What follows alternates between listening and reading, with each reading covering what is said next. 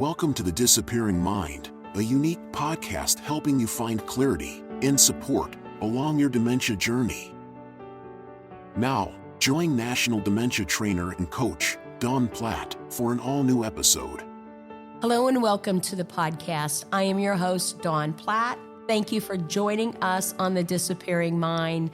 The podcast is created for you, the dementia caregiver, and for those who have been diagnosed with dementia.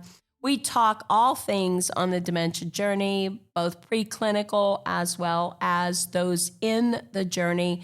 And I hope today's topic is helpful for you. Let's talk on this episode today about dementia and resistance to bathing, how to cope with compassion and with confidence.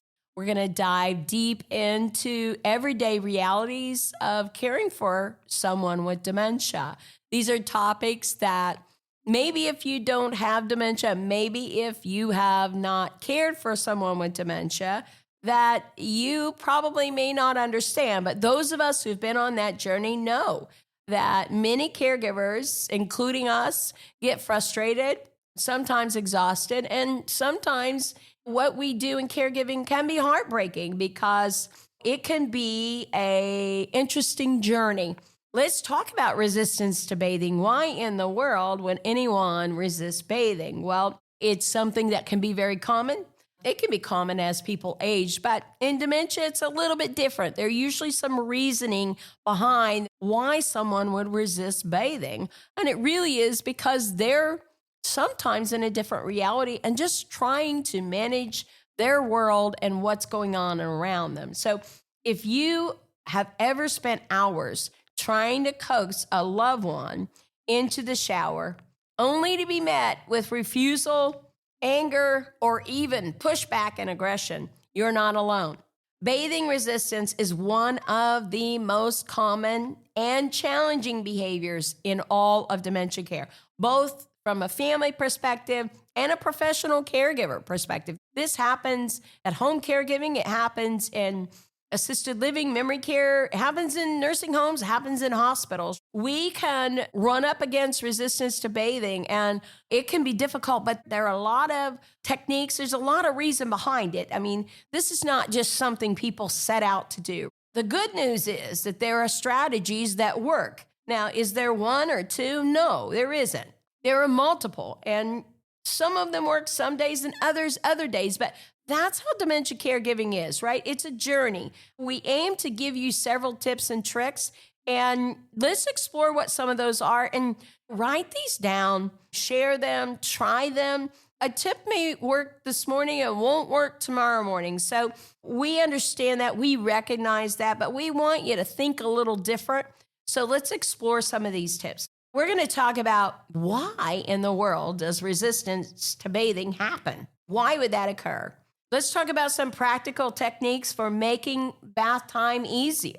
And then how do you stay calm when your emotions run high and you've asked 5 times for mom, dad, spouse to take a bath, take a shower? We will also, at the end of this episode, do questions and answers. I love the question and answer segment because these are real questions from real people.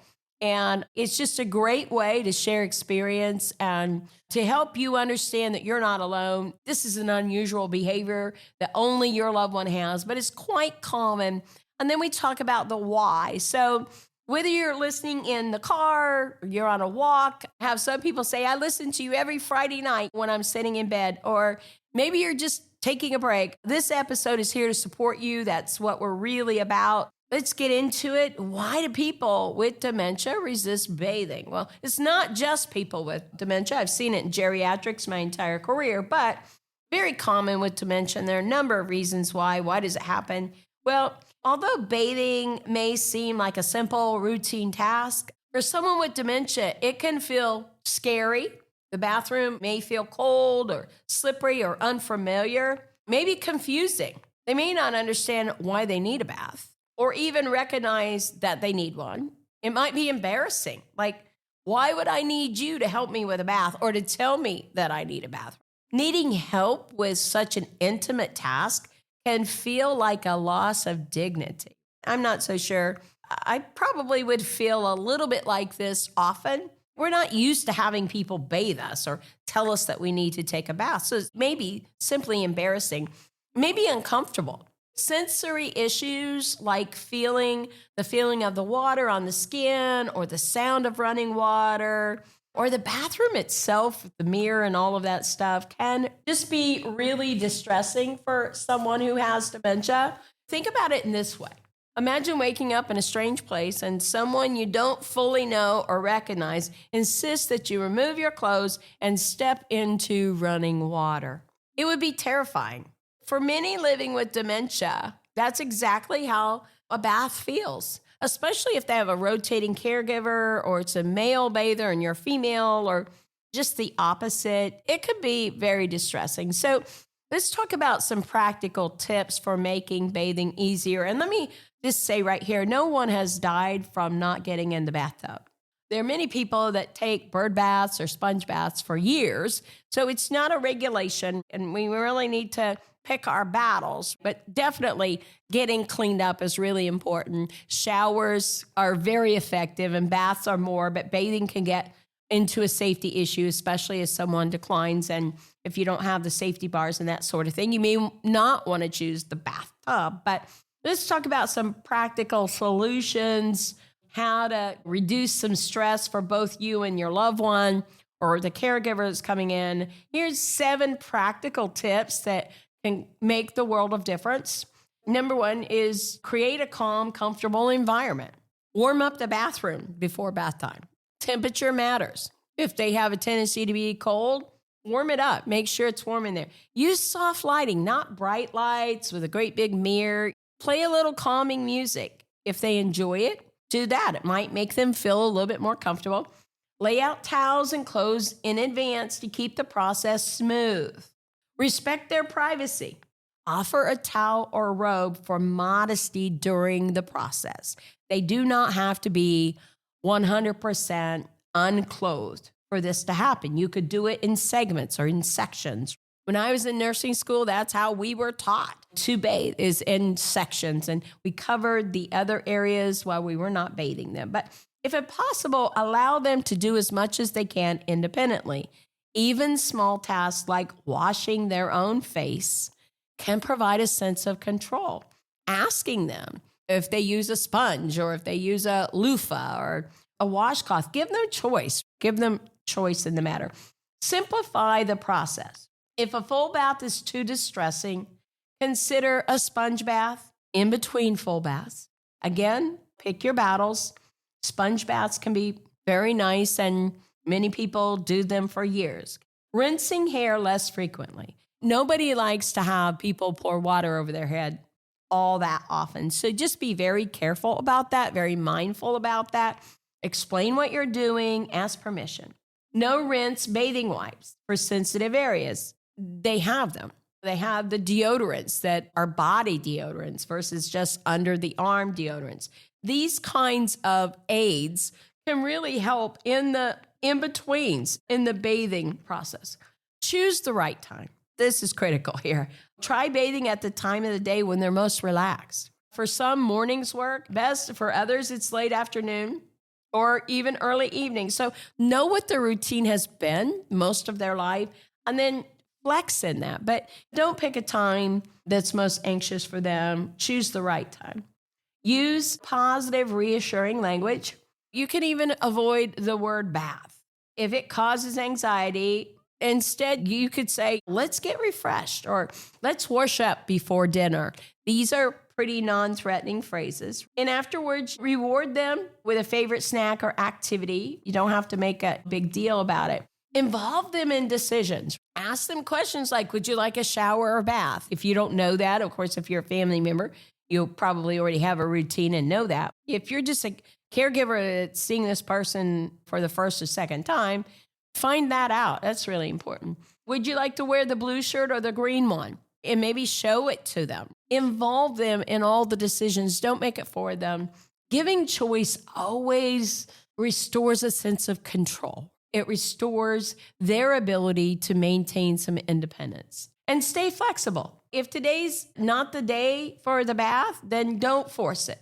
You can try a few times throughout the day. Don't force the issue. Don't threaten. Don't scold. Don't say, well, you really stink or anything like that. That's a dignity issue and nobody wants to hear that. But try again later. And bathing doesn't have to happen daily. In most situations, unless there's soiling, twice a week is often enough, with spot cleaning in between, meaning using the specially made wipes and body deodorants and that sort of thing. There are a lot of things that you can really try, but boy, if you have to fight to give them a shower, you really got to question what you're doing. Is there an alternative to that? Is there someone else who might be able to do it better than you? And sometimes you're asking a question that's easy to say no to. Making a suggestion, let's go freshen up, instead of, are you ready to take your bath now?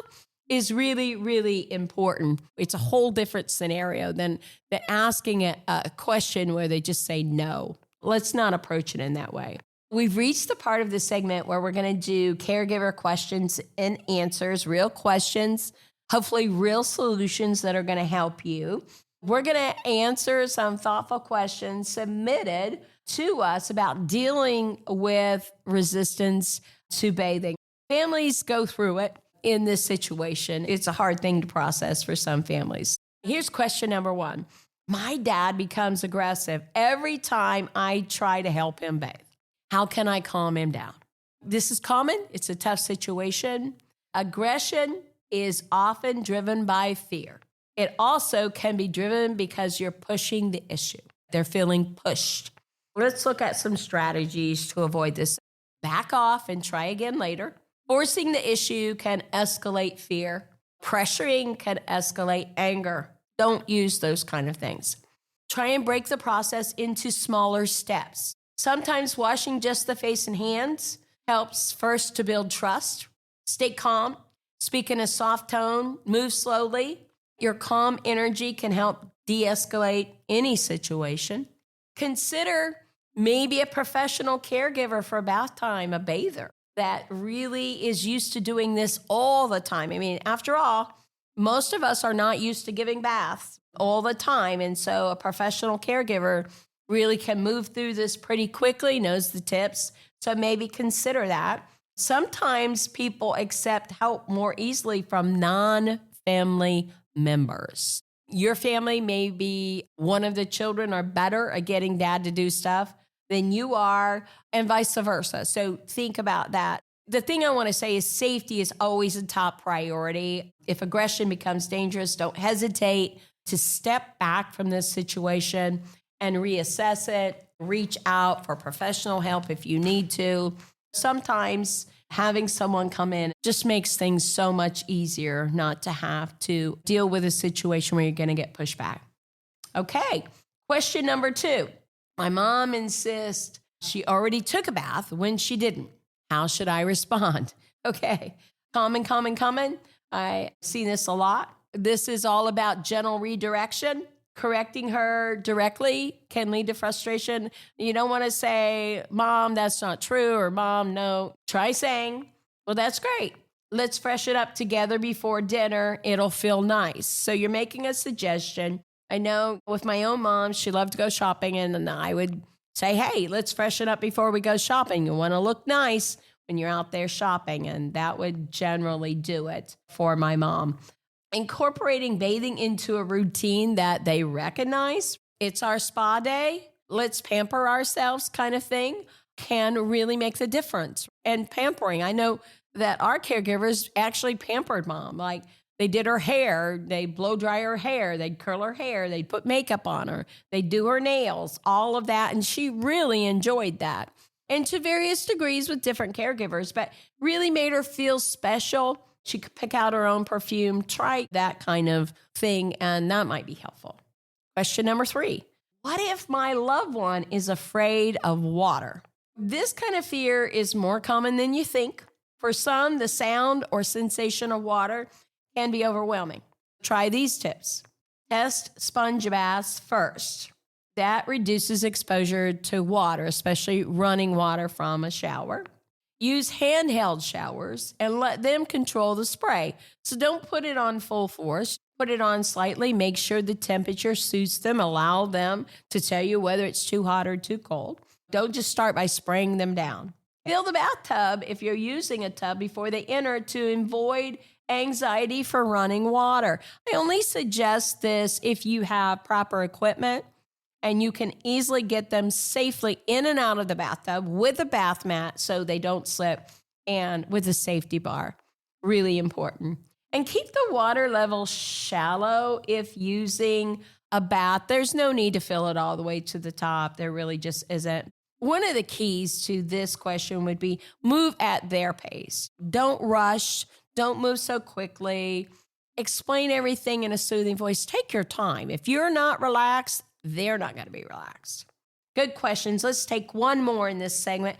How often does someone with dementia really need to bathe? Okay, well, another great question. And the truth is, probably not as often as you think, with the exception if they're incontinent. Bathing or cleaning up every single time is going to be important. Cleanliness and for infection and that sort of thing is critical. Peri-care, those kinds of things. But for many older adults, the actual act of bathing twice a week is plenty to prevent infections and maintain hygiene and maintain the integrity of their skin. Their skin gets very dry, use lotions and things, but daily hygiene like hand washing, oral care, changing clothes is more important than a daily bath. And that peri-care, that cleanliness after going to the bathroom is really, really important. So focus on comfort and dignity, not strict routines that may cause distress. That's going to be really important for us. As we wrap up today's episode in caregiving conversation, I hope some of the tips and insights bring calm, confidence, and compassion to your caregiving journey, especially when it comes to tough bathing battles. I know it's embarrassing to talk about, but it's a reality. It's a reality. It happens. You can overcome it. You can find lots of things to say or reasons why they may want to bathe. Turn to other family members who have maybe more of an ability, professional caregiver. All of those things are going to help you in this journey. But if you found the episode helpful, please subscribe, share it with someone who needs it, leave a review, visit us on all media platforms, write to us, submit questions to thedisappearingmind.com. And if you have more questions or caregiving stories that you want to share, send them to the podcast at The Disappearing Mind, and we would love to hear from you. Until next time, remember you're strong, you're capable, and you're not alone in this dementia journey. This is Dawn Platt. Make it a memorable day. Thank you for joining us for the Disappearing Mind podcast. We hope it's helped you find clarity and support along your journey. Be sure to subscribe to never miss an episode, visit our website to suggest future topics, and share the podcast with friends and family.